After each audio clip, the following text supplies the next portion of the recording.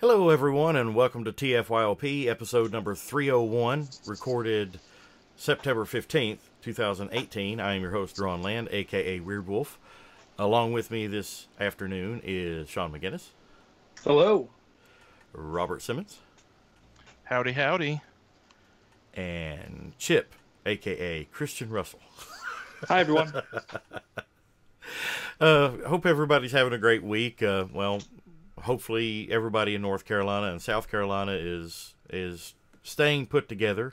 I know Christian's in the general vicinity, and he's there, and he's like, it's just drizzling.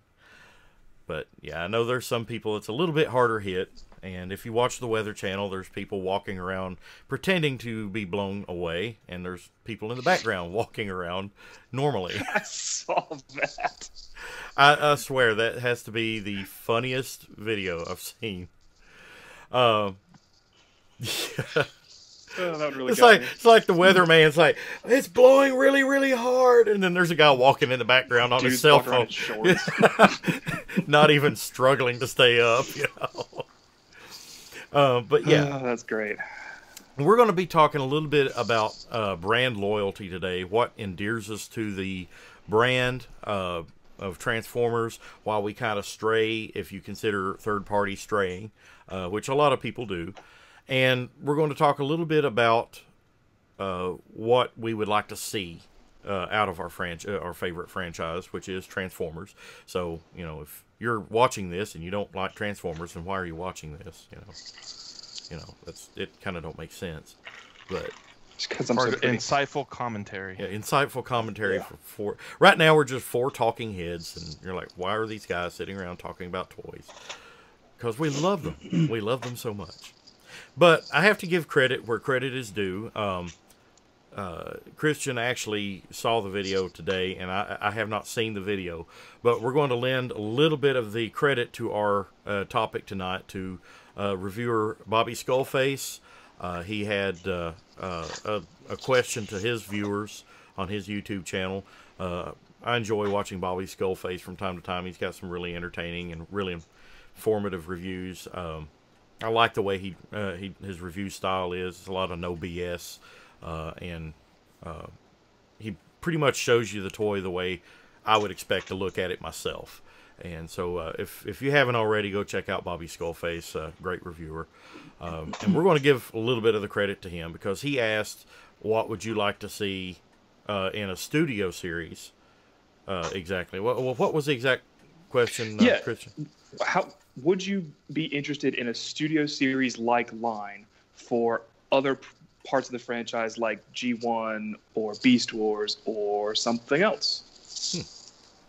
So yeah, I mean, I think we can add that to our discussion tonight and make it a nice little well-rounded discussion. Again, I hope everybody is enjoying the week, and as always, check out our sponsors, CapturePrey.com. Great toys, great prices, great service, where you can save even more with $150 or more on orders of $150 or more. I left something out there with free domestic shipping, as well as the option of the Stasis Pod. You can buy now and ship later and save. CapturePrey.com. Also check out Ripped Apparel.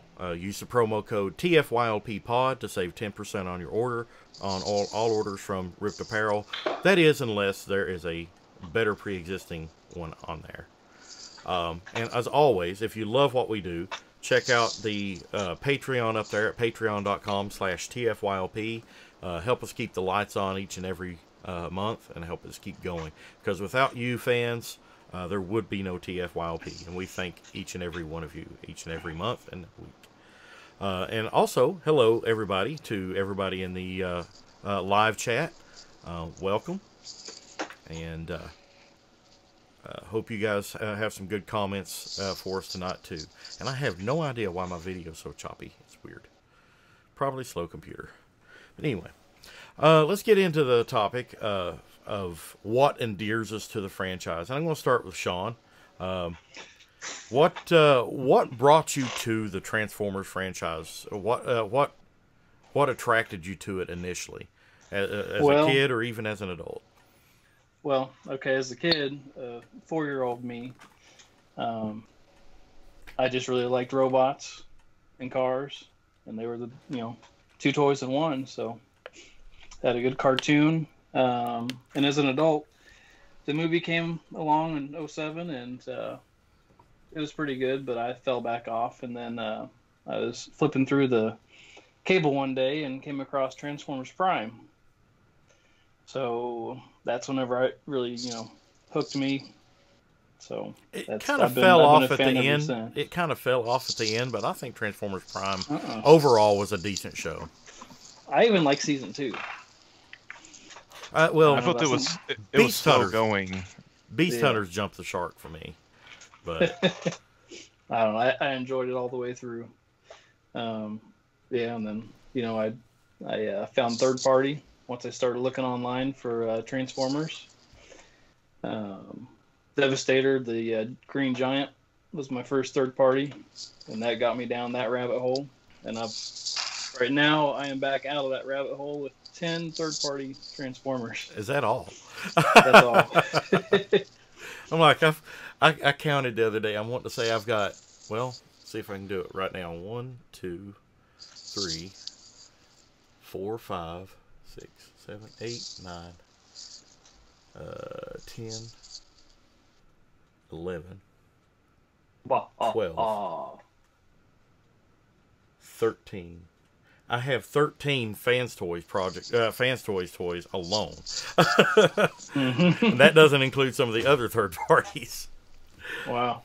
But yeah, what exactly as a kid do you think attracted you to Transformers? And let's kind of think back. What year did you really come on? Did you come on in the beginning in '84, or was it one of the later years? I was only one in '84. So I believe I found it in syndication with GoBots, I think, before Transformers. So of course, you watch GoBots first and Transformers. But it had me hooked. We didn't have a lot of money, so I didn't have a lot of Transformers. But I had a few GoBots also. And there's always the family buying you GoBots and calling them Transformers. Here's a GoBot. Yeah. Or here's a Transformer. No, that's a GoBot. What's the difference? Yeah. Yeah, exactly. But yeah, it's just I got Puzzler on my 4th birthday, and it just kind of it was fun to go between car to robot, back to car, and it's just full of imagination and fun. So awesome. What about you, Rob? What attracted you to Transformers initially? I mean, I don't remember as a kid. It's too long ago, but I mean, transforming robots sounds pretty great. Took the world by storm at the time, so not a shock, there. But got back into it as an adult around 2003, 2004, something like that. I was wrapping up college. I started a co-op job, so at the time I felt rich because I had disposable income. Yeah, I mean I wasn't making a lot, but it was still I had kids. I was single, splitting a duplex with somebody. So my living expenses were really low, and I actually got back into, I just started hitting that nostalgia wave as a kid that I think a lot of people get. So I kind of started getting back into Ninja Turtles first. Actually, Ninja Turtles is very cheap, way cheaper hobby. And I was like, I'm staying away from Transformers. I was like, they look awesome again. I'd like to give it, but I was just like, oh, there's just too many. And then I think it was the book club reissues were coming out at the time. And I got, I saw Megatron. I was like, man, how the hell does that thing work? I don't even remember anymore, And so I ended up getting it. And that was just kind of started the slippery slope. Yeah. And since then, so been nothing but accumulation and then shifting priorities, kind of get rid of some, then buy some back, whatever, thin out, refocus as time goes on. But yeah, just transforming robots. I don't know that I really have brand loyalty. I mean, I definitely like Transformers a lot because I like transforming robots, but if it's a cool toy, I'll buy it. I'm more about the cool toy. So if it's third party, great. If it's Hasbro, great. If it's like the Unrustable Bastards toy, great. Mm-hmm. And as you can see behind me, I have you know, you can see my big tower of Ninja Turtle stuff, and maybe you can see some under there. I got some Voltron. Even have a few Sola Chogokin figures. You know, not a lot. You know, I buy what I like, so it's Yeah, well, you know, I think we can get into the third party aspect and the allure of it here momentarily, but let's focus on what exactly endeared you to the brand. Do you remember what year around thereabouts that you became aware of Transformers as a kid? not really as a kid. I have some great pictures though of me getting presents of Transformers as a kid. Got one of me opening, I believe it's Slag, and then I got another one where I got Metroplex, and that was a big deal. Until my cousin broke it in half. Like, you know, use Metroplexes, that's pretty common as it comes to term out. But I'll never forgive him ever. If you're listening, Eric, and I know you're not, but I will never forgive you. I remember later You my will grandmother, forever burn in hell. my grandmother got one for 25 cents at a yard sale to replace it. You know, just the body, I'm sure. You know, who knows? Yeah. But, you know, and I remember going to see the movie with my dad. And, you know, afterwards, he got me the Ultra Magnus voice changer box. You know, Did so it I have make a you lot sound like Robert Stack? Not exactly. If you or someone you know enjoys Transformers. But yeah, it's, you know, I have a lot of memories growing up with them. But, you know, as far as the initial appeal, I assume it's effectively the same as, you know, most other people, you know, around our age group. I know. Well, if you think Christian's a little younger, but if you know, think it's just, about, you know, for Sean, myself, and you, we kind of latched on in Generation One, and in that era, you know, you had all these lines. You know, the robot phenomenon was kind of really taking off here in America. I mean, Japan had been going on since probably the early 70s, I guess, early to mid 70s. But here in the U.S., it took it a little while to catch on. You know, I remember whenever I got latched on, you know, whenever I got my first Transformer, I was really, really big into He-Man. You know, Masters of the Universe. That was my end all be all. You know, and I still enjoy the line and the franchise to this day. But it's still, and it still has some sentimental meaning to me. But I just don't collect Masters stuff anymore.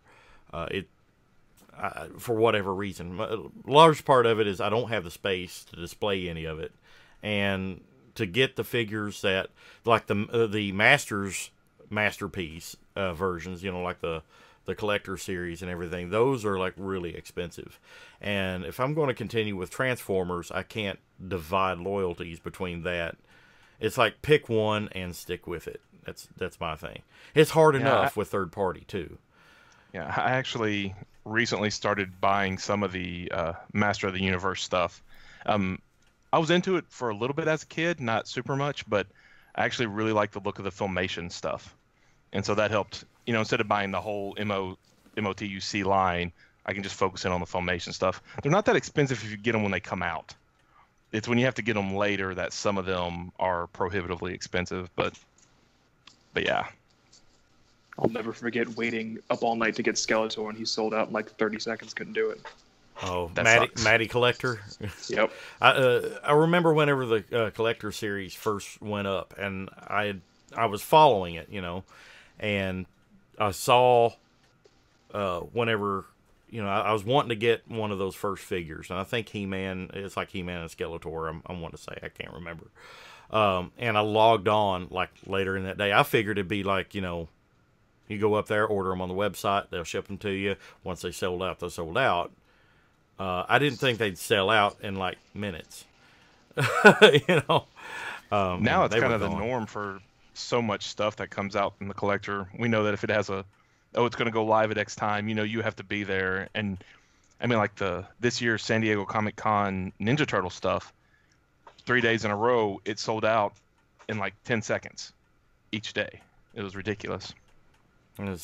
It just blows my mind how so little time, but whenever you got so many people logged on, just hitting refresh, and then click order, you know, and then go ahead. Well, I really like what I give FunPub, rest in peace, a lot of flack because it deserves a lot of flack. But one of the things that they started doing near the end that they did right was the subscription service was made to order. So you could, you were had guaranteed to get something. You had a pre-order window of several months. They even did payment plans for people that have to budget their money differently, and you had time. Yeah. You didn't have to rush, and you knew you could get it because it was all made to order. I think the Laughing He-Man, when they opened up the second batch of orders for it after the initial intro, so it was also made to order, and they gave people like 2 weeks or something like that to order. So I thought that was really good, and I hope to see, just more and more collector stuff being done made to order.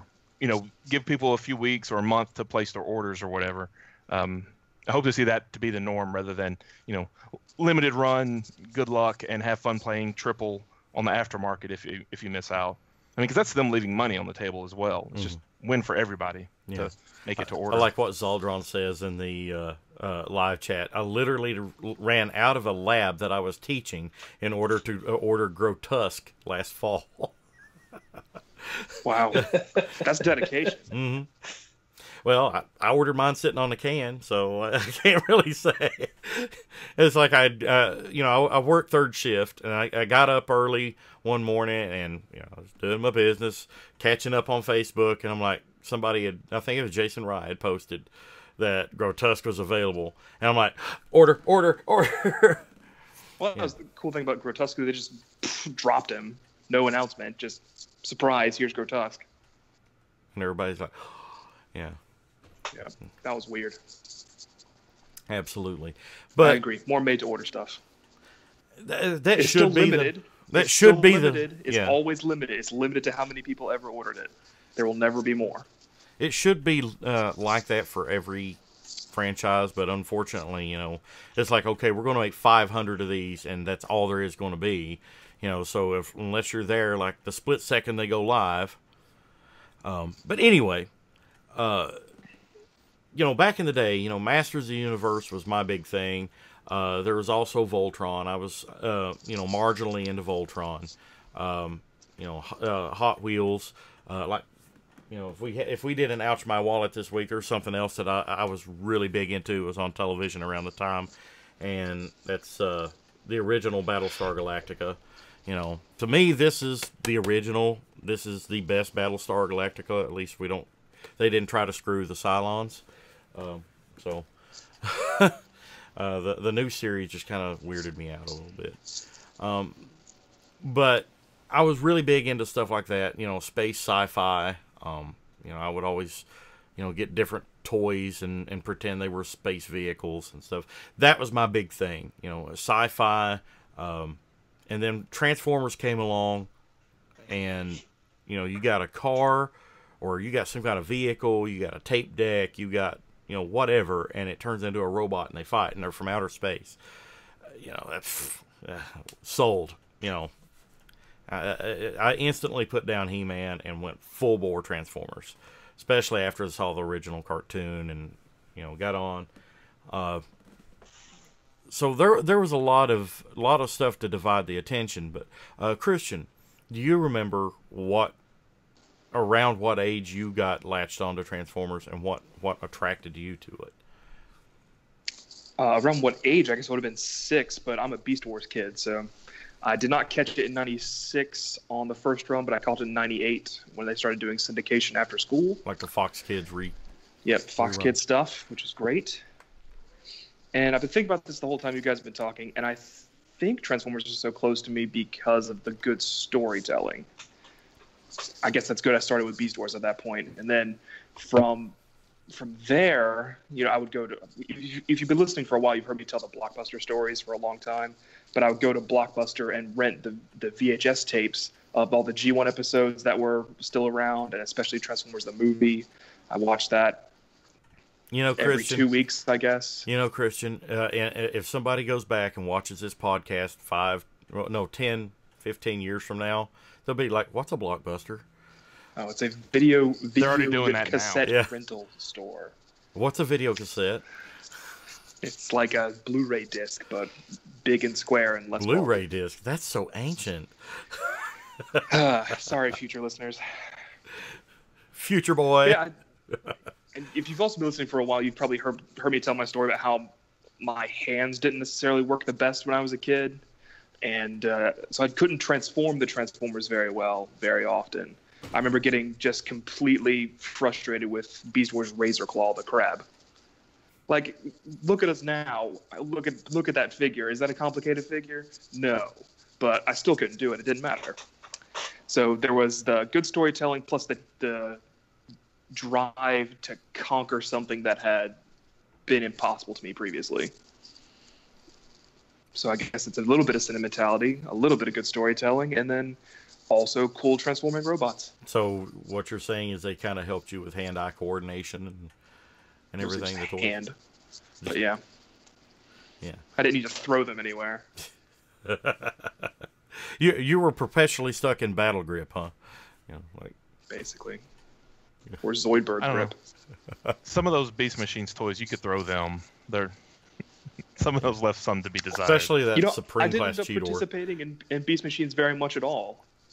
I didn't come back around. I got a couple Beast Wars. I got very few Beast Machines, and then I started coming into it with Robots in Disguise. Could not make Optimus or Sideburn work, but I really liked the Build Team. I could do Build Team. Spy Changers, those guys were great. And so I'd always kept with it. And then, that's 2001, 2002. It's not too much longer to get to my first BotCon in 05. Something you said that reminded me of one of the things that got me back into Transformers was I was in college, and one of my friends there, he had a Transformer like at his desk. I was at his house he was renting, while we were in school, and I didn't know what it was at the time. Now I know it was Robots in Disguise Prowl. Well, it was actually the Car Robots version. I was like, oh, what's this? He's like, some Transformer thing. He's like, my sister went to Japan and she got it for me, just as a little souvenir or whatever. I was like, oh, neat. And that's kind of what reminded me that Transformer existed, as an adult.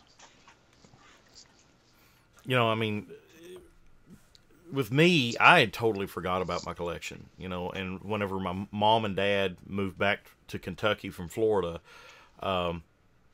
they brought all the stuff that was in storage. We had a storage building out back, and they were going through that after they finally got unpacked with everything in the house. They moved to the storage stuff, and she called me up and said, "Hey, come get your stuff. If you don't want any of this stuff, we're going to put it in a big yard sale, and get rid of it. It's just taking up space."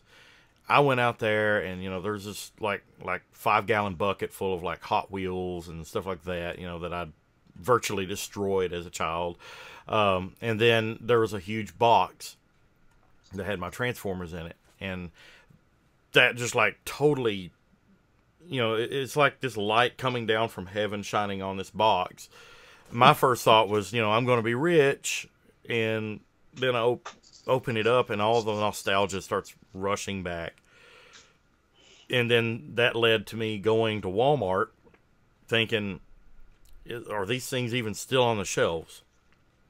And at that time, was right around the time Christian, I guess, came on board, around the Fox Kids reruns on television, the Fox Kid repaints that we were getting on the store shelves.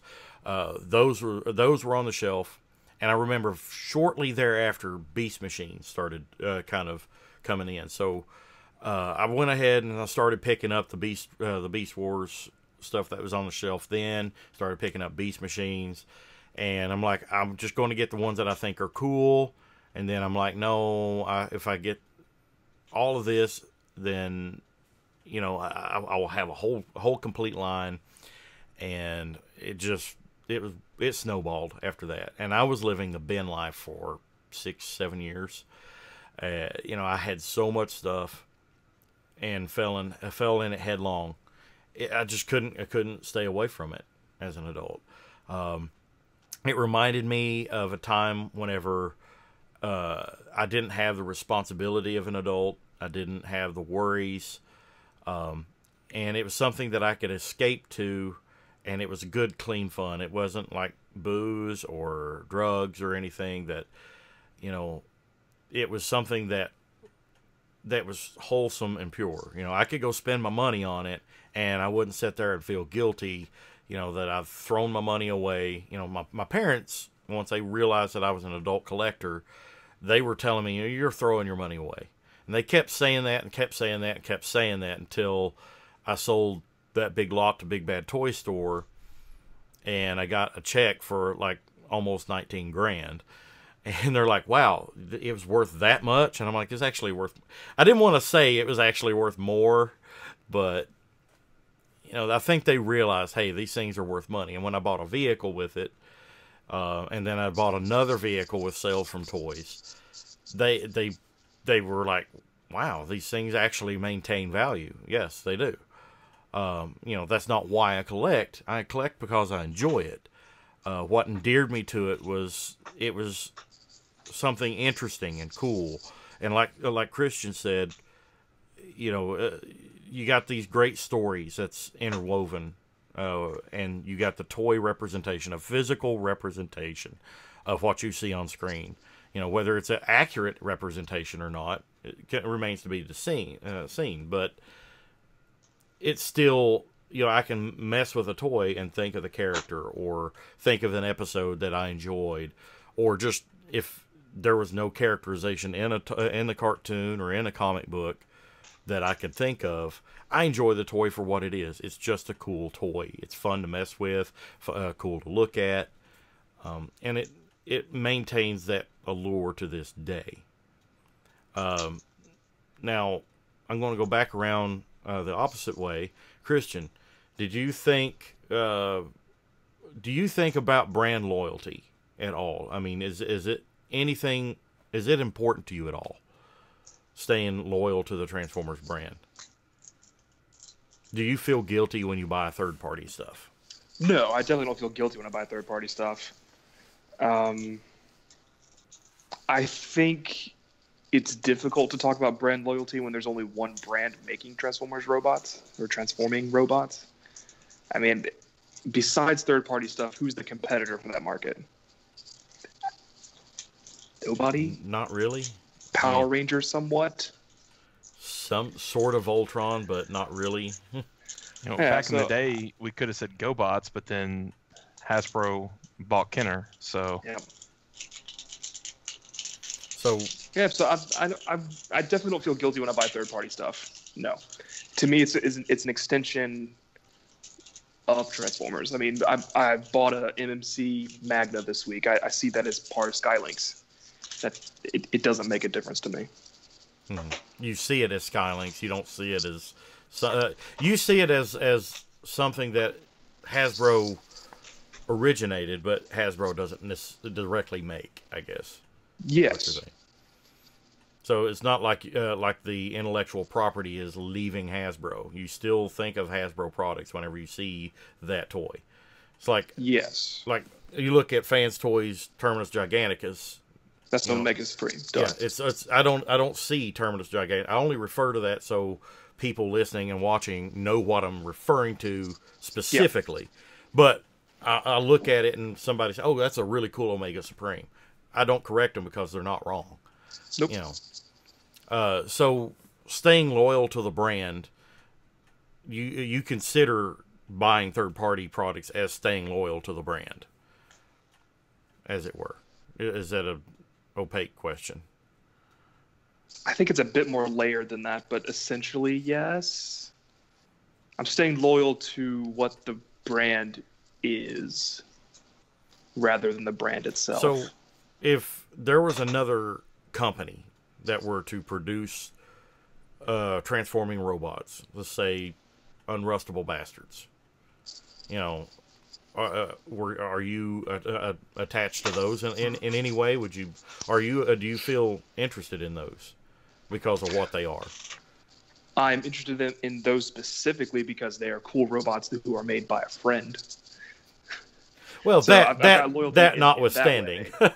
But no, I think I get what you're saying, and the answer would be... I'm using them as an example. Yeah, no, if if this company made cool robots that transform into cool stuff, whatever that is, and they were within a reasonable price point and they were of reasonable quality, then I don't see a reason I wouldn't also collect those. Okay. So what about you, Robert? How do you feel as far as brand loyalty and transforming robots in general? Yeah, whether you know, they're not official. yeah, kind of, you know, as I said earlier, you know, I don't really feel brand loyalty. I think, you know, I know some people that are anti third party. Like And they there's think nothing it's hurting. wrong with that stance. That's what they feel. Then I'm not going to correct them on it. You know. Like, you know, they say that it's hurting Hasbro, but I don't see it that way. If it wasn't for the third party market, I don't know that I would be as invested in Transformers as I am today, because they're making stuff that Hasbro isn't covering. You know, that's why, like, I mean, if there was, you know, like a studio series for IDW and they did the DJD in it targeted at collectors, I probably would have been all over that before MMC did their thing. You know what I mean? I definitely And look, would.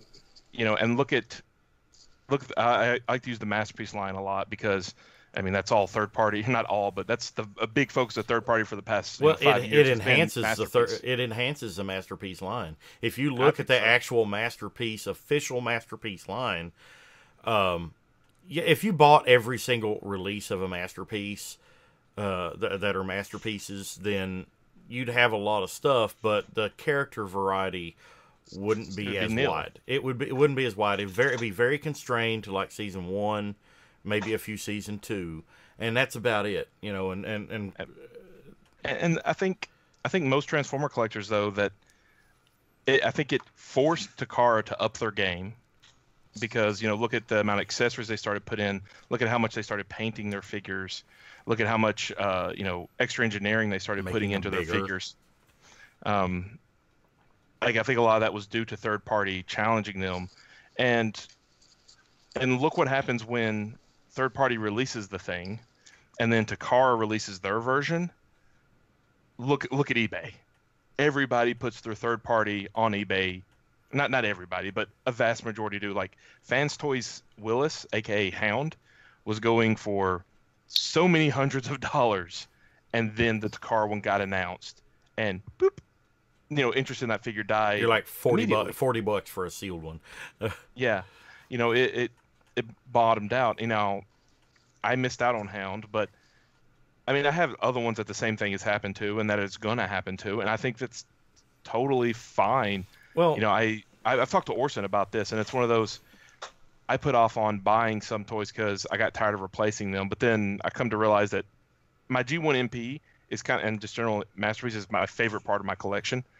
And Orson he's like, you get to enjoy that figure and enjoy having that character on your shelf for a couple of years ahead of time. Mm-hmm. Yep. You know, so what if you sell it and, you know, the value's not there, whatever, you got to have it for a few years. You got to have that character represented on your shelf. And Yep, it gives there's you your options. It also gives you options too.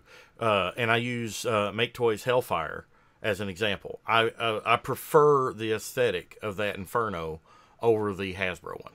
I'm not saying that the Hasbro one is terrible. It looks good, but I just prefer. To me it does, but I just prefer the Make Toys version of it, the way it looks. To me, that is more Inferno. Yeah, But it gives me that option. I like having that option. Because a lot of people like the more toy aesthetic.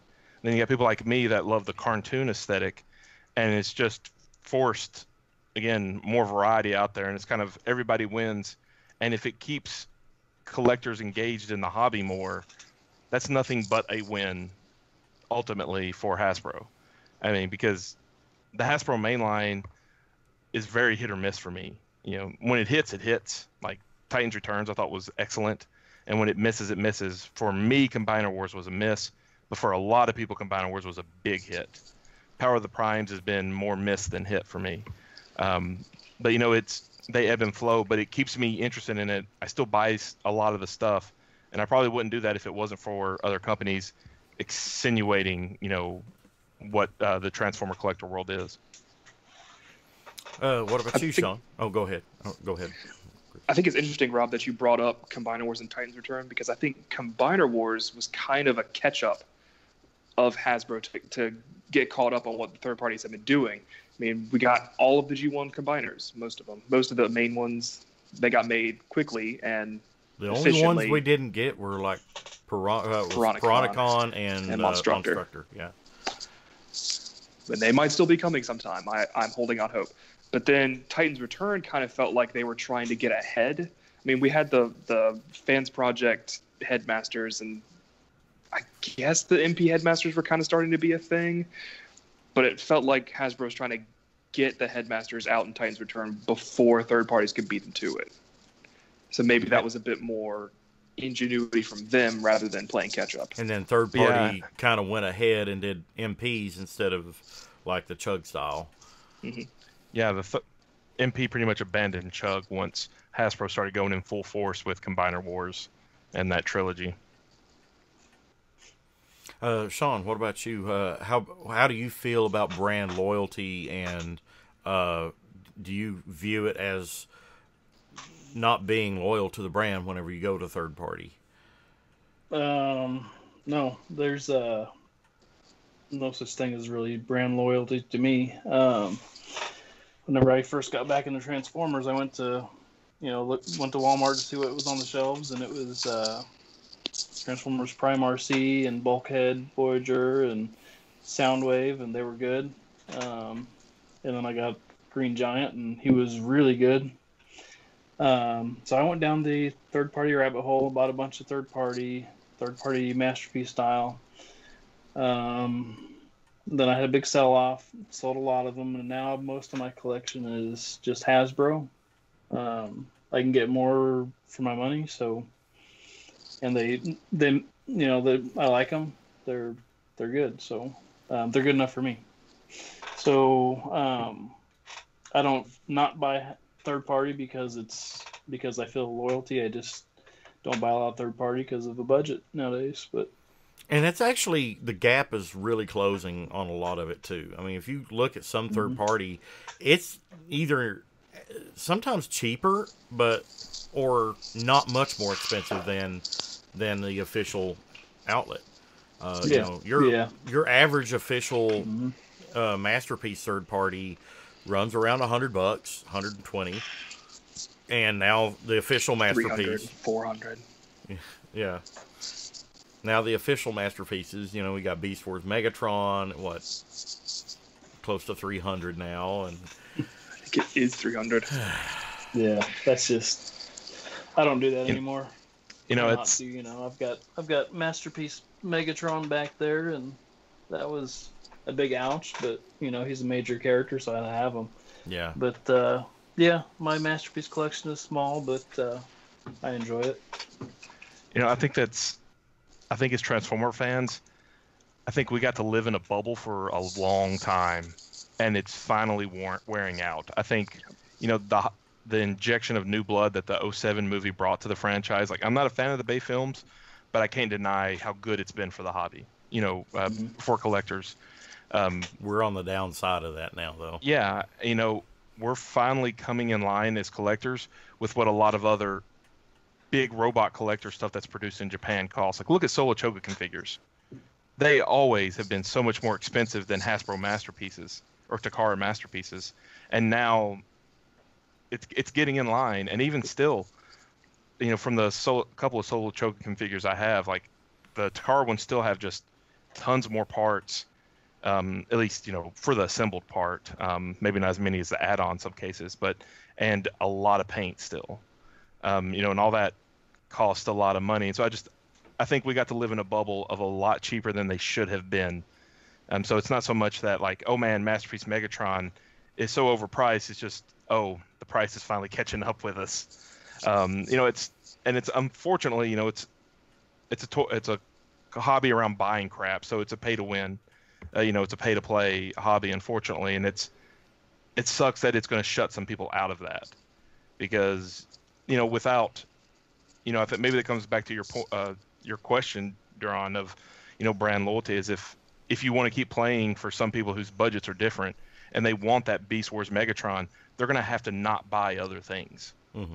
You know, like, and it may be like, first it's like, okay, well, no more Ninja Turtles, no more He-Man, you know, no more whatever, and I'm just going to buy Transformers because that's my favorite. And that's what I essentially had to do, because, you know, for all intents and purposes, I try to maintain, you know, try to be self-sustaining, even though, you know, I live in a household and we do share some bills, but all in all, you know, it's like whenever I buy toys, I don't go to my girlfriend and say, hey, can I buy this? You know, it's like I make my own money.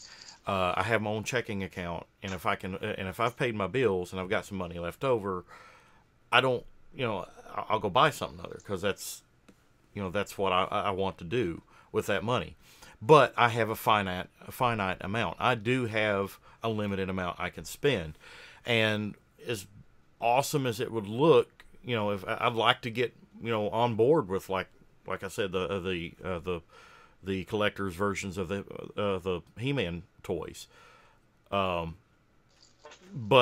if I sink the money that it would require to, one, get caught up on it at this point, and two, maintain it, I wouldn't. If I had gotten on board back whenever it first started, my Transformers collection would be maybe a tenth of what it is.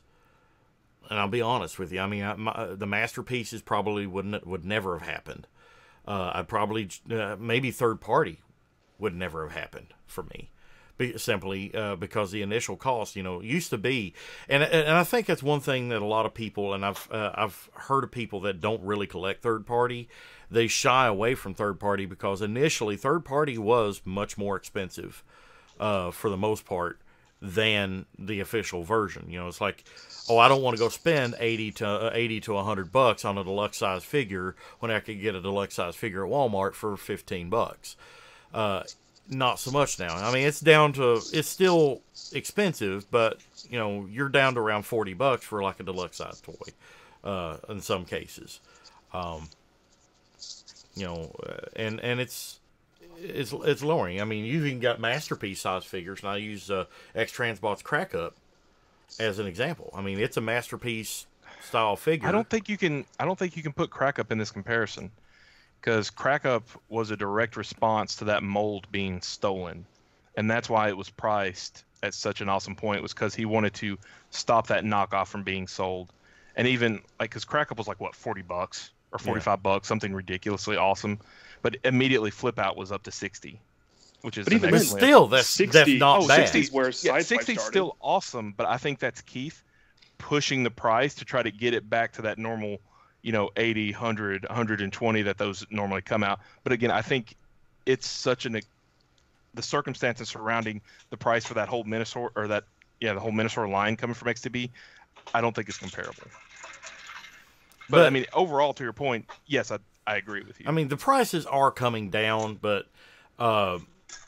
you also have to look at the fact that official stuff is, like we said, with the masterpieces. Masterpieces is a perfect example, and even to that end, the retail stuff. You know, look at the Siege, Transformer Siege stuff.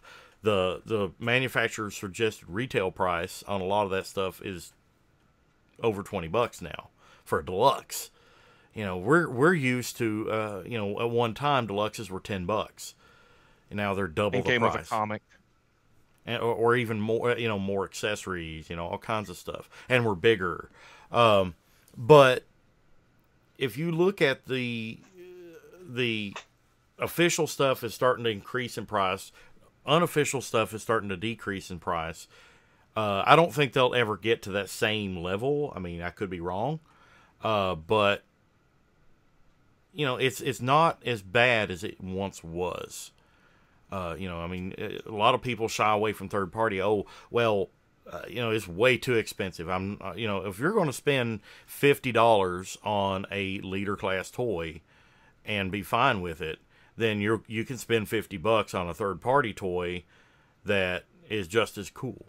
And then on the flip side, I hear a lot of people say, well, I don't want third party because I don't know what kind of quality I'm going to get. You know, it's poor quality.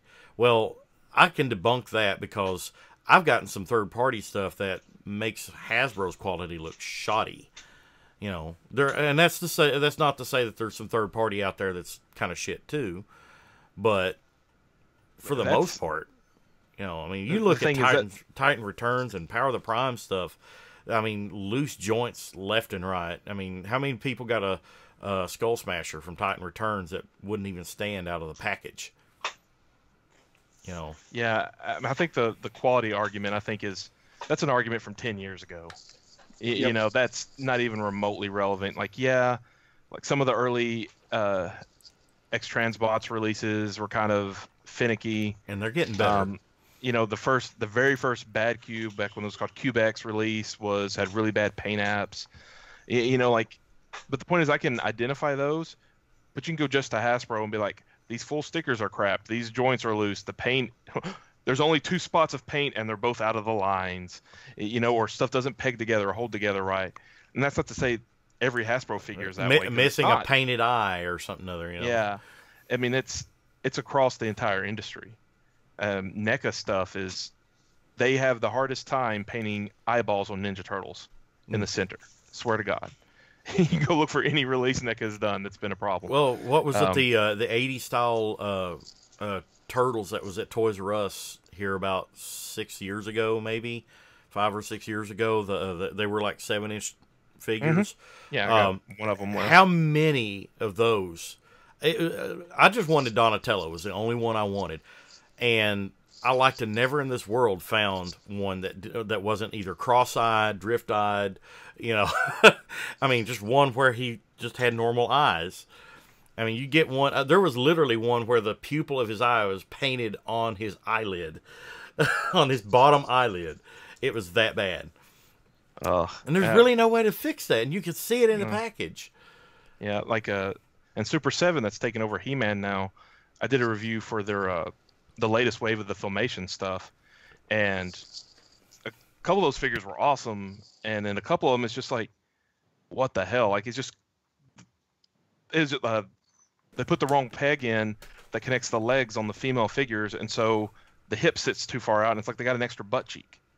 And I mean, it's just so messed up, you know. It affects everyone. So I think people were thought like, oh, third party, you're going to pick it up and it's going to crumble in your hand like GPS. That has never been the case, ever. Yeah, there's been some figures that had more delicate spots than others, but and it's still really company by company, and every company has winners and losers. Mm-hmm. You know, it's even Fans Toys. It's all over the map. Everybody, as ballyhooed as Fans Toys is, Fans Toys does have some poor figures.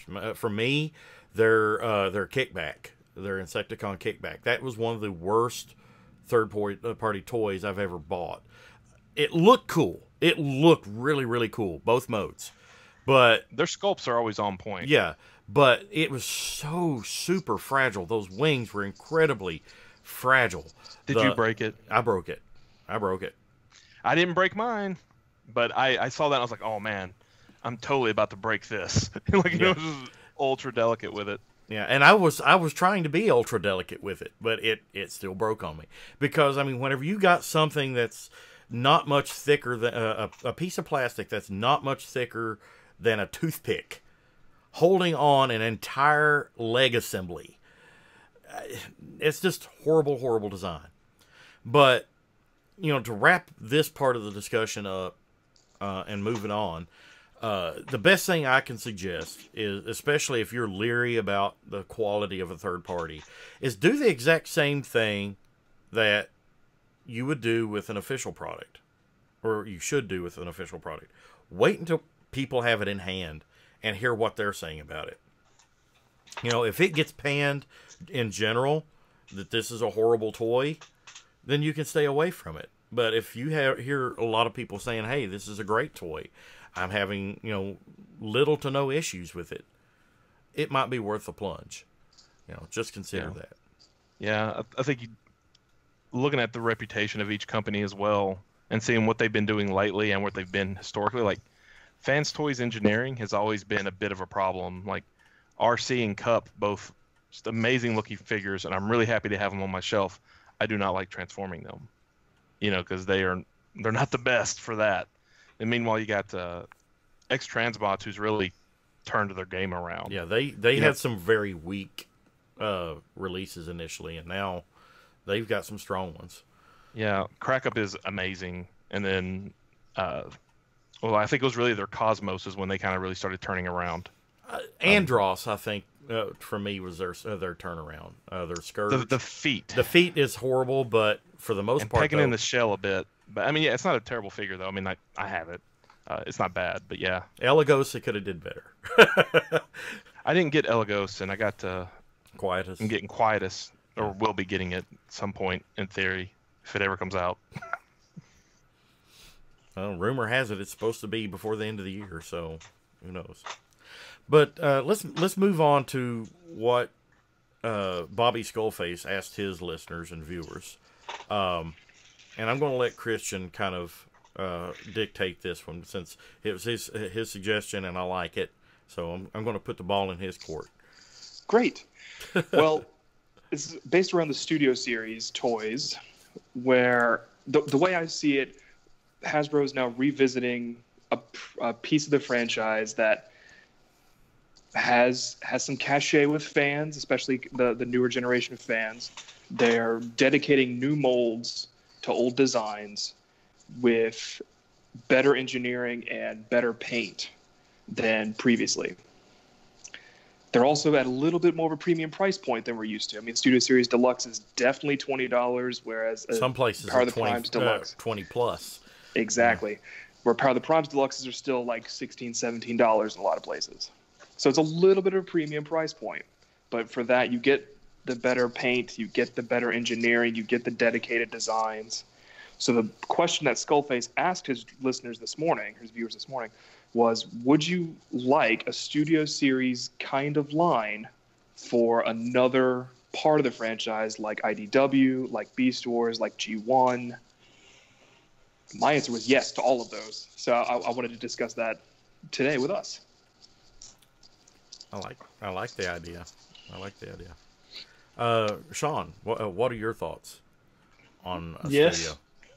Yes, please. I'm not a big fan of the movies, but somehow I have every Studio Series release, and it's due to the realistic card, alt modes, very nice. There's a lot more paint on them. The engineering's fun. The transformation's good, and the build quality. Unless is you have Bumblebee. pretty good. I was about to say with my Bumblebee. It's a miss. Was Bumblebee the only one that is generally considered a miss from that line? Yeah. Crankcase. Oh yeah, how his Almo doesn't tab together very well. That is a. But he's a previous mold. Wasn't Barricade kind of terrible too? Barricade does not have a Studio Series figure yet. Oh, I thought he did. It got announced last weekend. Oh, okay. I think this one's from the last night. Yep. But I mean, it's okay. It doesn't look like the first movie Barricade, but yeah, their Studio Series Barricade that's coming out. It's a nice step between Masterpiece and the old 07. So it's a nice middle ground with better engineering. I kind of think that Studio Series is the nicest it can be, the best it can be without being a masterpiece. Mm-hmm. It takes the shortcuts that the main line does, like Power of the Primes and everything, yet tries to achieve a masterpiece level of detail and quality in some ways. You still get the hollowness that you get in the mainline stuff, and you still get the rubbery bits, but it's a better overall quality in general. Yep. Yeah, like Grimlock's paint scheme. It's so nice, especially for the price. The paint scheme on that sold me by itself. It's incredible. The paint. Just... All right, so Sean, what other piece of Transformers would you like to get a Studio Series kind of line? Like, what would be your pick? And then who would be in that line? As far as like sub-series or... Yeah, so Studio Series is about the movies. So if there was a Studio Series kind of line for another line, Like what a would you pick? premium series or something. Well, probably Headmasters, but we kind of got that with Titans Return, and they're fine for me. But yeah, if they did like a studio series G1 style stuff, I'd be in. And who would you want then? I think the most exciting thing that I get to do a studio series is kind of speculate about who's next. Like I really wanted a studio series Sideswipe, and now it exists. But I'm really looking forward to maybe an eventual studio series Sentinel Prime. I think that design could use another look. And with the quality that studio series has been doing, I think they could really do a really awesome Sentinel. Yeah, Soundwave would be awesome to have in studio series. Yeah. Be good. So in your Headmasters one, who would you like to get revisited? Who needs another look? Oh man, let's see here. That's kind of where I'm trying to take the topic. You know what? It'd be nice to have a studio series, just like the Headmasters main crew. You know, the good guys and the three bad guys. Chrome Dome and Highbrow, Brainstorm, Hardhead. Mm-hmm. Yep. And then it'd be nice just to start with that. Mindwipe and Skullcruncher, yeah. Mm-hmm. And would you mind if it was the Titans Return stuff, but done in a premium paint job, or would you want a completely new deal? I wouldn't want just the same old figure with more paint. I can do that myself. So I'd kind of like studio series. I mean, you have old Sideswipe that you could get, or you could get the new studio series Sideswipe with better engineering and more accurate paint and more accurate sculpt, and like Jazz. Jazz is way better. He's way better than the. But he's so tiny. I had him in hand, he's and supposed to be tiny. He's supposed to be small. I'm good with it. I had him in You hand. had him in hand? Yeah. That's funny. Megatron had him in two hands. Ouch. Wah, wah. Damn. Yep. But I had him in hand, and I was going to buy him. He does look good, but I'm like, man, he wouldn't even fill the palm of my hand. It's like, Yeah. No, he's fantastic. Bigger's not always better, Duran. it's not what I've heard, but hey. Chris is like, I don't get he's so that. good. Yeah. So I mean, yeah. I've And only I don't bought, even like the movie. I'm really not a big fan of the movies, but I'm studio with you. series just as good. I'm with you. I'm the only, I've got a few studio series figures, but I generally detest the movies. Generally, I sort of like the first one. It was okay, and then it went downhill after that. But some of the designs I can still appreciate. I like Prime. I like the Prime design. I like the Camaro Bumblebee. I've been a fan of that since it came out. It's not always, the toys have not always executed well, and the studio series I think is like by far. I will sell that one down the river every time I get a chance. I was so massively disappointed in that toy, and the mere fact that they had the gall to repaint that piece of shit and put it in a San Diego Comic-Con exclusive box with the Dino cassettes. It's like, why? Why? You making me buy this toy just to get something I want. So, like you, I'm not a fan of the movies. And I've actually only bought one Studio Series toy. And that is that Grimlock, because they fucking loaded it with paint.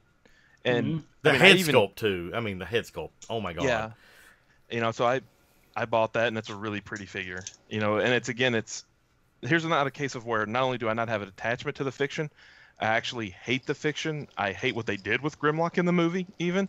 And but I was like, that's a cool toy. And I actually bought it at Quake in Chicago. If you ever go up there, it's a toy store. It is awesome. It's a crowded cluster of toys trying to dig through. So if you ever go to Chicago, go to Quake. And yeah, he had one there for less than retail, so I picked it up. Wow. But yeah, a good toy got me to buy it. Some of the other ones have kind of tempted me a bit. Starscream's good. I like the Starscream. I just stayed away from it. Like, I feel for the rest of the characters, I had something that was good enough. Which may not be the case because, again, I haven't messed with a lot of them in hand, though. Yeah. Yeah, I mean, some of the other ones are good enough, and I didn't have... Whenever Studio Series came out, I didn't have any movie figures at all, other than Ironhide Leader Class. I think Dark of the Moon, and that's because my wife likes that alt mode, so it's always stayed in my collection. But yeah, these Studio Series alt modes are just spot on. If you like alt mode, go and get a lockdown. Oh, I got lockdown right here. All right, let's tell Rob. I need to to find one. My stores in this area are still clogged with ratchet and crankcase or whatever it's called, crowbar. You know. So. Oh, right, yeah. And the one time that I saw the Jazz, they had like Jazz and whatever else coming that wave. Lockdown. Was it Lockdown? Yep. And no, they didn't have a Lockdown there, so it had sold. They had a Jazz, so. But because I'm pretty sure if they had a Lockdown, you know, I'm such a Lambo fan, I would have probably bought it. Yep. But. So, Rob, what would be your Studio Series for another line, and who would you put in? Yeah. All right. So I got a couple of answers. I'm going to go with first kind of like my obvious answer, which is Beast Wars. And I would just start right at season 1 and fill out anything that doesn't have something roughly equivalent that has come out in a chug format yet. So, like, you know, we got a Primal coming out. You know, and he's got the Primal and the Primal Prime. Or is that out yet already? I don't know. I haven't gotten mine yet either way. It's on the way. Yeah, so, like, I don't feel I need that. You know, we've got a Rat Trap and we've got a Waspinator, but, you know, like, we haven't gotten a Pterosaur. You know, we haven't gotten a Scorponok. We haven't gotten, you know, a Dino Megatron. I don't really consider that one that came out way back to really fit. So, you know, 12 years since that one. Yeah, so I would be down with some more filling out the Beast Wars line. Would you be okay if they reissued in better paint Rat Trap and Rhinox and Waspinator? Or would you want them to revisit them? Rhinox, yes. Especially if they just scaled it up a little bit, because I could probably throw that bitch on my masterpiece shelf at that point. Which is actually where he is right now. I have the good-looking Generations figures placeholding until masterpieces come out for those Beast Wars figures. So yeah, but beyond that, this won't happen. This is one of Rob's Pipe's dream because I'm one of 4 people that like these toys. I would love to see Pretenders done right. Like, give me a bludgeon that looks like almost like an articulated ninja that I can pop open and have a tank inside, a small green tank, and I'll buy that till the cows come home. An articulated small green tank. Yeah. You know, I enjoy the little, I don't even know what they call them, the little power suits or whatever for the headmasters, you know, that have been coming out. Prime Masters, yeah. You know, they're fun little homages and little throwbacks, but it's not the same. You know, and too bad is Rick not here because Play With This 2's offering was not what I was looking for either. Although it was really cool, though, I have to admit. The Desolator. No, I mean having it in hand, I was blown away. Did you see it whenever I had it at TF Expo, Sean? No. Yeah, I don't remember. We had it. Oh, it wasn't painted, was it? No, it wasn't painted. It was like a 3D printed version. And yeah, you showed me that. Yeah, it was really amazing. Yep. Go ahead, Ron. I didn't mean to. Yeah, but yeah, I think I like to see Pretenders done right. And if it took, you know, so that each figure is like, you know, like a $35 figure or whatever, because it's mixing both, you know, an action master or an action figure with a robot in it, I'd be down with that and I'd pay that. But that's Rob's pipe dream. That'll never happen. The other place I'd like them to go that I kind of mentioned too early would be IDW. I don't need the DJD because MMC's knocked it out of the park, and I know Hasbro's not going to do it that well. Yes, hi. Daughter's yelling at me. I don't know if y'all can hear. Mm-hmm. But there's so much other of the IDW cast that hasn't been touched. You know, like give me a Goofy Wrong figure. You know, I'm all about it. You could load me up for that for days. So yeah, I'd even take that over the G1 or Headmasters actually. Yep. Interesting. You know, we were talking about brand loyalty earlier, and they were mentioning that, you know, stories and fiction, you know, that get you, and, you know, the rest in peace IDW's universe, especially the past 4 or 5 years, has been outstanding. I've enjoyed it since the beginning. I think it took a downturn with All Hell Megatron, but they overcame it, and they ultimately made it fit in. Looking retrospectively, it's not so bad. But yeah, especially with the work James Roberts has done, pretty much any character he's written for, I'd buy a figure of. What about you? What about you, Christian? Oh, I thought I was taking over host right now. What about you, Duran? Well, I was just going to give you an opportunity. Well, thank you. I'll let you have your opportunity, and then I'll go. All right. Then, yes, I'm interested. We already know this. I think, as much as we've seen figures of these characters before, I would really like just straight G1, especially 84, 85, 86, and then eventually go ahead. But with Studio Series now, they're focused on scale. I think we could really get some great figures that could be essentially masterpiece versions in a chug scale. I think you could still keep gems like the Legends class figures we've gotten recently, like Beachcomber and Sea Spray and Cosmos. I think those guys could make another appearance or be grandfathered in as G1 premium, whatever we're going to call it. Mm-hmm. But to see, deluxe versions of the smaller Autobot cars, and then kind of maybe Voyager of Optimus and Ironhide and Trailbreaker, and then to get like leader class figures of Jetfire that look like the cartoon, I think I'd be all about that. And then I'd like one for Beast Wars 2 and IDW and really all of it. I think if they could wholly get rid of stuff that is like Power of the Primes or Combiner Wars, and that's hard for me to say. You know how hard that is for me to say. If they just did, Rescue Bots and Cyberverse stuff, and then up 2 levels now, get rid of the mainline Chug stuff and just do Studio Series Chug stuff, that's what I want. That's what I would want. I would pay $20 a deluxe for that. So the reason because I knew somebody would say G1. The reason that I wouldn't pick that is because having been a collector since, again, like 03, 04, I feel that I already have good chug versions of pretty much everybody, because I got that back in the original run of Classics, and then they've been the last the Prime Wars trilogy or whatever they call it, that has really filled in all the rest of giving us a lot of those characters. And then when I want super cartoon accurate stuff, it's like, well, I actually still have my G1 stuff, and I still have all the G1 MPs that have come out, and I kind of feel it's been kind of hammered into the ground, and it's like, I don't need another Prime. Like, I have Classics Prime, and then I have the Powers of the Prime, which is, figures got issues, but it's still a really cool idea, and then as they put out like 5,000 other Primes, for example, I want them to see places they haven't gone yet. Although fair. I would buy an IDW Prime in Studio Series, whatever. I guess I'm a hypocrite, but I think I'm saying because I keep looking for reasons to get rid of my Masterpiece stuff, because I really just want to collect chug scale stuff, but Masterpiece is that accurate thing that only Masterpiece can do. But if something else did that, I'd be all about it. My Masterpiece would be gone the next day. Yeah, as much as I would want to say G1, I love G1. That's my thing. That's the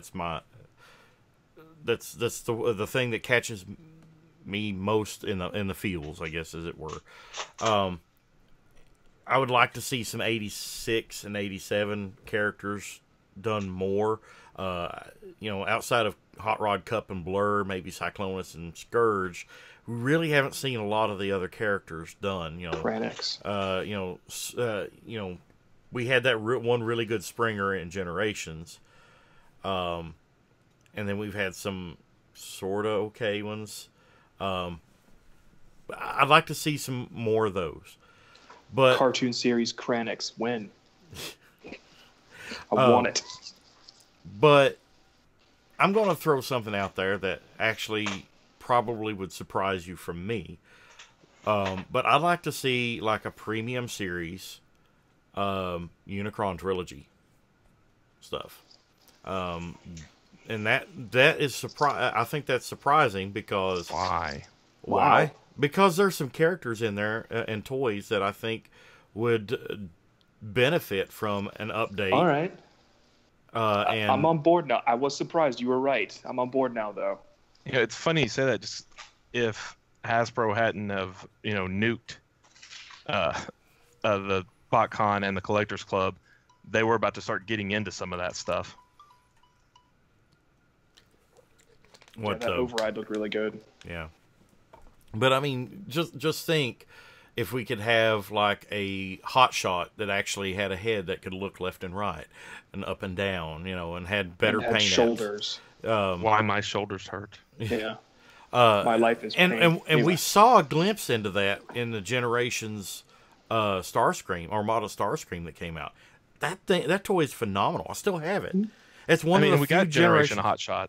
Yeah, but it wasn't that great. It wasn't that great. It was an fiddly. okay effort. Dion's cool. I like Dion. But I mean, if you just look at the Unicron trilogy as a whole, and to me, some of the toys, nah. But I would love to see an updated, better painted, better articulated tidal wave. That would be amazing to me. So send us an image here. Like, what would they do with Energon Leader Prime now? I think it's one of the reasons I always immediately discount stuff from like Unicron Trilogy and newer, is because I feel that the toys were pretty accurate, especially They were Unicron pretty Trilogy, accurate. because Especially at Cybertron, really. They were really close. Yeah. like they, whenever I want a new toy, I think, oh, what can they do that they didn't already do? And like with G1 and with Beast Wars and Beast Machines, a lot of the toys were just so far completely different than the models used or how they were drawn. And I feel like, starting with that, I think animated was pretty show accurate. So I love the animated, but I don't feel I need new toys for those characters. I feel that they did a really good job with that toy line. Maybe there's a few things here and there, like I would love an Omega Supreme. I would love more Devastator from animated. But, like I don't feel anything that they did was bad. I feel like the Prime nails it, the Bulkhead nails it, the Bumblebee nails it, and so on. But, maybe that's part of me just limiting vision too much. Maybe have them show me what they could do. Although with how I think it would take the Studio Series to do it, because if they did it in any of the other line, I think it would be, honestly probably less paint, less joints, and more hollowness than the toys they did 20 years ago. Like if you look at the Classics figures, they had there's a lot going on in those figures that don't come out at the price points today, but maybe that Studio Series can bring it back. Well, initially I was going to say something like Robots in Disguise, the car robots and everything. But outside, if you really think about what the Studio Series does, outside of like making some crazy paint apps and upping the paint apps, what could they do to improve those toys? I mean, they were already superposable. They were already pretty much super show accurate. I don't really see how they can improve on car robots that much. Maybe make them less gibbly. I think you could pull a new mold for almost everybody, and then import Unite Warriors Ruination. Maybe. Like we could get a new Laser Prime that doesn't suck. Like the first one is great. The Reveal Shield one's horrible. I think. I don't know. Maybe I'm the only one who thinks that mold is terrible. But you could get that for Scourge, and that would look good. Six Changer Megatron with new engineering might be okay, but I don't know how they could beat the 01 one. Yeah. I mean, there's just so much good in that line, in my opinion. Outside of upping the paint apps on them, I really don't see how they could improve on it. And that's another reason why I wouldn't say Beast Wars, make Studio Series Beast Wars, because those outside of Black Arachnia and a couple others that really didn't look like the show, for the most part, I thought they were still pretty good toys. I'm going to disagree. I mean, if they could do Studio Series treatment for, like Rob said, Pterosaur, to make that on the same level that they did, Rat Trap, Waspinator, especially Rhinox. Mm-hmm. I would be very interested in that. Pterosaur, Scorponok, Depth Charge, I would love. I mean, Depth Charge without the huge giant tail in the back. Like, he's such a pain in the ass on a shelf. He takes up so much room. So much space. Yeah, maybe when you get into some of those, I do think Rampage and Depth Charge, and even like Optimal Optimus, just kind of looking at my shelf, and Transmetal Megatron, like a lot of those look really good. A lot of those early figures, like hold the original Waspinator and then hold Generations Waspinator. Oh my god, Rat Trap. Oh my god, and maybe that's a case of, like I was saying for like the Unicron trilogy. I'm like, how much better could they get? Maybe I need them to do it, and then I hold them both in hand and be like, oh, okay, you just showed me. That's a good point. Yeah, I think it is interesting that none of us picked anything post 2000. But also, I have attachment to like the IDW series. I have attachment to Beast Wars. I don't have attachment to the Unicron trilogy stuff. I don't have attachment to Robots in Disguise, but I know some of you guys do. Yeah, I would say that I do, and I know Sergio does too. He's more of a movie guy these days, but he grew up on Armada and Energon, where I grew up in Beast Wars, just because that's the fractional generation we have. I think there's a market now. The people who are Sergio's age are now starting to have disposable income to buy stuff like that, and that was when you guys had disposable income when Beast Wars was coming around, and I had disposable income when the movies were coming around. So it's time, if they're going to do some sort of reimagining of Unicron trilogy. It's now. It's around that time period, yeah. For me, I really didn't have. I mean, I had a job in the late '90s, when Beast Wars was out, but I really didn't have disposable income, as it were, until right around the time of Beast Machines. So, I'm kind of right there with that line. If you think Beast Machines is what, 2000, and G1 ended 9 years prior in 91, was it 91? Yep. So, roughly 9 years, you've got kids that were 10, 11, 12 getting into their early 20s and starting to get jobs. Some of them were in college. And I know whenever I first got back online and started finding communities of Transformers fans, a lot of them were still in college and collecting. They had a small collection, because they didn't have a lot of room in their dorm room. They had like a few figures, and then the rest of my toys were back home. I don't know how many times I saw that on the board. I've got a bunch of toys back home, but I've got like 5 here in my dorm. And now you've gotten, the older collectors. They're out of college, gotten into their jobs. Big paying, highfalutin jobs where they don't have to leave their house like Rob. He sit in his underwear and get a paycheck. Underwear? It's like you bare-ball it. But, you're starting to see the collectors out there change. You've got the younger collectors that are just getting into college, like we were 15, 16, 20 years ago. And now you've got older collectors. Hell, there's some collectors that are kind of in our generation that are, maybe 5-10 years older, that are nearing retirement age, and that's amazing. That's amazing. I know a couple of collectors in their mid to late 50s, so that are huge Transformer fans, and they're out there. It's the fan base is aging, but it's also refreshing to know that there's been a subculture of Transformers out there that has cultivated younger fans to come in and keep coming in. But I fear the generation after that, where Transformers is going to be in another 10 to 15 years, whenever, like right now, how many kids are latching onto the brand right now? How many kids are finding that brand loyalty that you and I have? And I know some of us are parents, and you're raising your kids to know what Transformers are, maybe even enjoy Transformers. But how many fans out there, or how many kids out there, are not latching onto the brand because of so much other stuff out there? Video games are taking over. Other forms of media and toys are kind of going by the wayside in a way for some of the younger kids. I know my girlfriend's daughter, toys just really aren't her thing. I mean, she likes the Shopkins, but she really, she'll get them, open them up, look at them, and toss them in a big bin.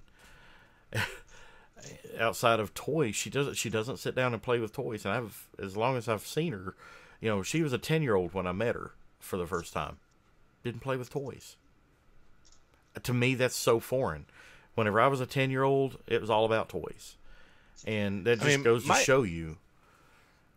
I mean, my 8-year-old still plays with toys all the time.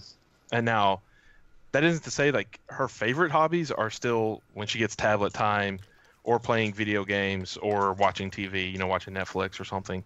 But she still plays with toys, and she still loves to create and to draw, as well as play imaginary things with, her Shopkins. She's big into those, or any of her other mountain of toys. And she actually also loves playing with the Headmasters.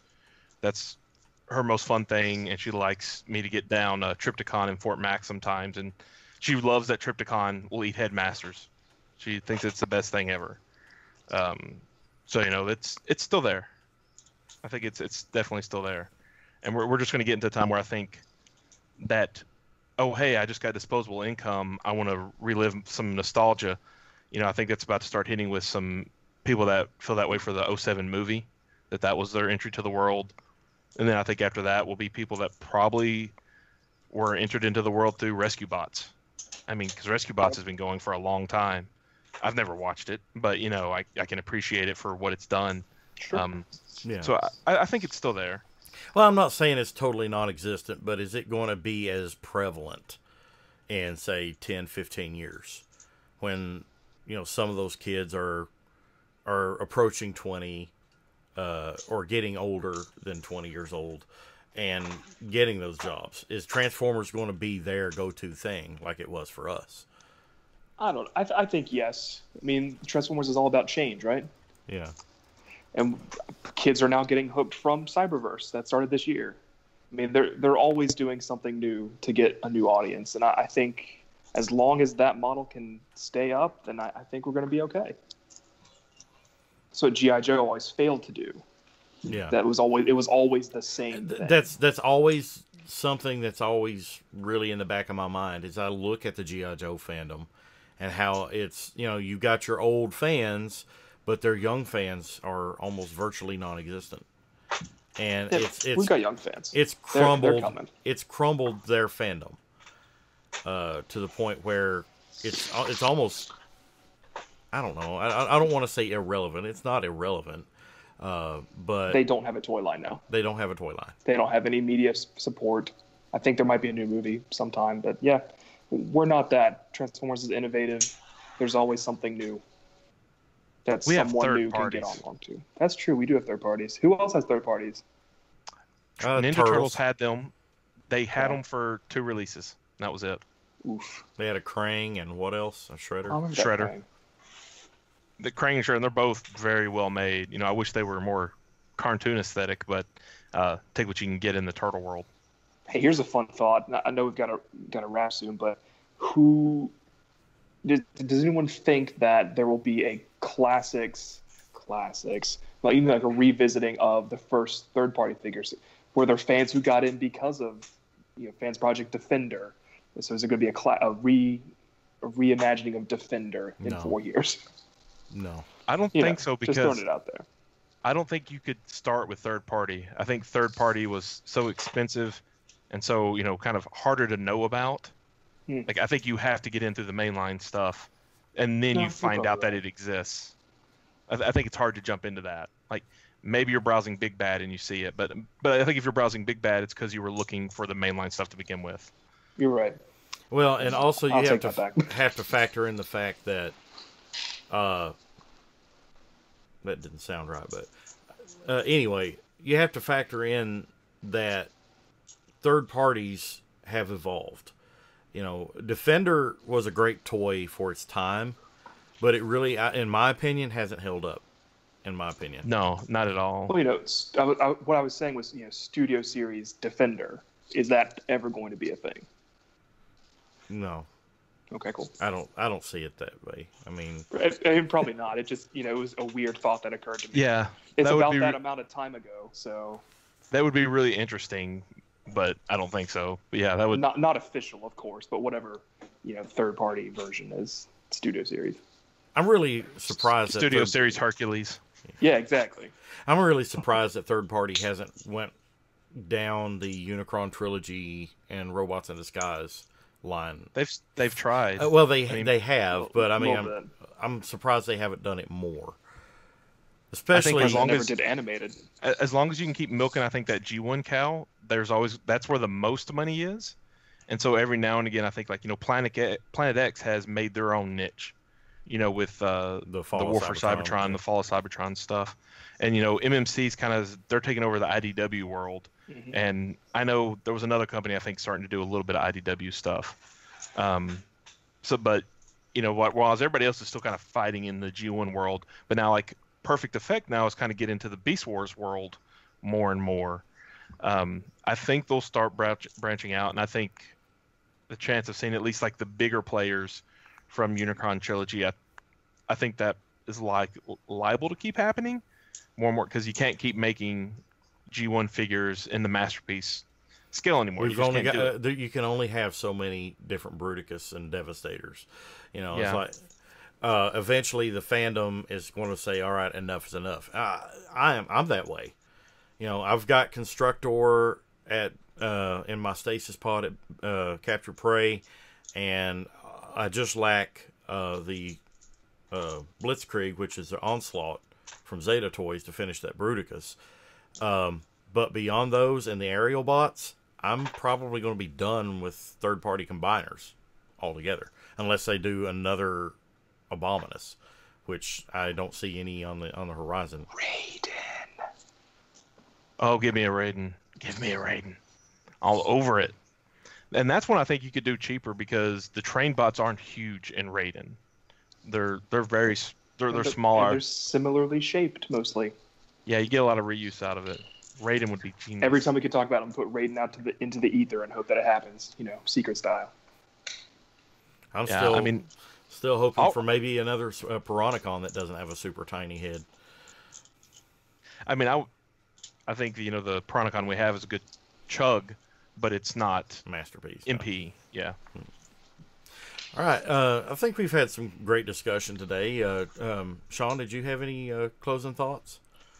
No, we talked. no closing thoughts. What about you, Rob? Just that, you know, again, I don't really think I don't have brand loyalty, but, you know, if people make interesting Transformer toys, I'm there, and especially if you can back it up with interesting fiction, I'm double there. I do think over time, you know, priorities will shift and balance and change or whatever, but wherever there's cool toys, I'll be saving up money for them to buy them. So. All right. What about you, Christian? That was really nice, Rob. And I also think there's room for a more premium collector series like Pseudo Series for other pieces of the franchise. I think whatever form that takes. If they want to do Beast Wars, they want to do G1. If they want to do animated, if they want to do whatever, I'm there. I'm ready for a more premium experience, but not something that is just Masterpiece all the time. Do you think, in general, that the fandom is tiring of Masterpiece? I think it's getting more polarized. I think more people are jumping to Masterpiece, and the more people are jumping completely away from Masterpiece. There's very few people like me who are left in the middle, I think. I could be wrong. Maybe I'm wrong. That's the impression that I get. What do you think, Sean? What? What do you think? Do you think fans are moving away from or getting tired of Masterpiece that you've seen? Well, me personally, yeah. I mean, I'm over Masterpiece. Really, I used to, you know, do the $100 figure, no problem. But nowadays, it doesn't make a lot of sense for me. So I'm much more comfortable at the under $50 range, and I'm happy with what comes out. So, I mean, yeah, Masterpiece is on a back burner nowadays. I have a couple, but yeah. Rob, you was getting ready to say something? Yeah, I mean, I think Christian nailed it on the head. I think it's going to be more polarizing. I think they've gotten so much of the mass appeal characters done in some format that people that wanted have it, people that wanted it got it, enjoyed it, and now they're like, I'm ready to move on, and they've gotten rid of it. I think it's going to keep going for a while. I think third party is going to keep coming stuff. I think Takara is going to keep doing stuff, but we've seen how much they slowed down with G1. We didn't get any new mold this year, unless Sunstreaker technically came out. Maybe did it come out in January? I think January. Yeah. Did it? January or February seems like. It's close. Yeah, but there's a long drought there for Takara. So I think it's still going to keep happening for a while, but I do think that window's going to shrink as they start getting into more secondary and tertiary characters. Where there's still people like me out there who are going to soak it all up, buy every last damn bit of it. If it looks like the cartoon, I'm buying it. But I understand that I'm going to be in that shrinking market as it goes on. Yeah. All right, guys. I think we've got a great show tonight and a lot of great comments and discussions. I want to thank everybody in the live chat. Some great stuff on there. Some great funny stuff that's been said. I want to invite everybody to like and subscribe our videos and our YouTube channel. And if you download our audio versions on iTunes or Google Play or wherever, please like, share, and subscribe there to help spread the word. That's how we grow. I'm not going to pay for ads unless it's like a special event like TFCon or something. I'm not going to pay for ads. If the way I feel as a producer of a podcast, if you love what we do, then you'll support us through our Patreon, and you'll also support us by telling other people about us. Hey, I really like TFYLP. I'm subscribed to it. I think you should too if you're a Transformers fan. That's the best way, because if other fans see that you like this show, then they'll want to check it out too. And if they like it, they can tell other people. To me, that's the best form of advertising there ever is making fans happy and entertaining fans. And I hope that we do that, and hope that we've done that tonight and provoke some thought in the realm of Transformers collecting for you. So, without further ado, we will see you next time on TFYLP. Next week will likely be a pre-recorded episode if we can get the cast together to do a pre-record sometime between now and next Saturday. I have a family reunion that I'm going to, so I will not be here live. So, if we can't get a pre-record, it may be 2 weeks for the next episode. I apologize for that, but I am going to try to get a pre-record done. So, we will see you next time on TFYLP, and good night, everybody. Bye-bye. Bye. Bye.